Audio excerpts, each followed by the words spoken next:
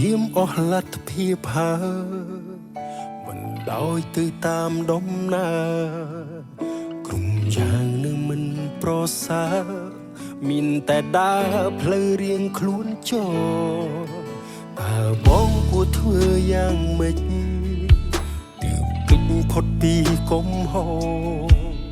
បងដឹងអូនលែងចង់ស្មោះបងតែងខកក្នុងកែវភ្នែកអូជ្រឹងយកការចាកចេញចង់បំពេញបំណងលំចោលគ្រប់យ៉ាងធ្លាប់មានរួមគ្នាកន្លងធ្វើជាអ្នកដទៃបើគេសួរអូនបាត់បងទេណាប្រាប់គេចោលថាបងសាវាមានអ្នកថ្មីបងអាក្រក់មិនសមនោះល្អដូចថ្លៃគេជប់សង្ស័យដេញដោលទៀតហើយនៅពេលគ្មានបងអូនលែងធុញទ្រារមនុស្សគួរឲ្យស្អប់អ្នកនេះមិនរំខានទៀតឡើយសង្ឃឹមការចាក់ចេញបងអាចធ្វើឲ្យអូនរីករាយនឹងមានអារម្មណ៍ល្អវិញ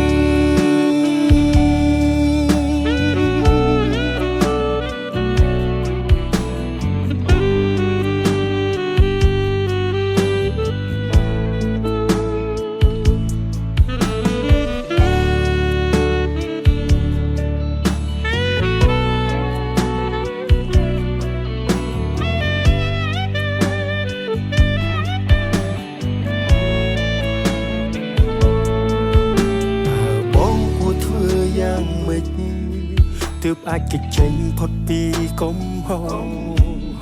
បងដឹងអូនលែងចង់ស្មោះបងតែងខកក្នុងកែវភ្នែកអូជ្រឹងយកការចាកចេញចង់បំពេញបំណងលំចោលគ្រប់យ៉ាងធ្លាប់មានរួមគ្នាកន្លងធ្វើជាអ្នកដទៃបើគេសួរអូនបាត់បងទេណាប្រាប់គេចោលថាបងសាវាមានអ្នកថ្មីបងអាក្រក់មិនសមនោះល្អដូចថ្លៃគេជប់សង្ស័យដេញដោលទៀតហើយនៅពេលគ្មានបងអូនលែងធុញទ្រារមនុស្សគួរឲ្យស្អប់អ្នកនេះមិនរំខានទៀតឡើយសង្ឃឹមការចាកចេញបងអាចធ្វើឲ្យអូនរីករាយ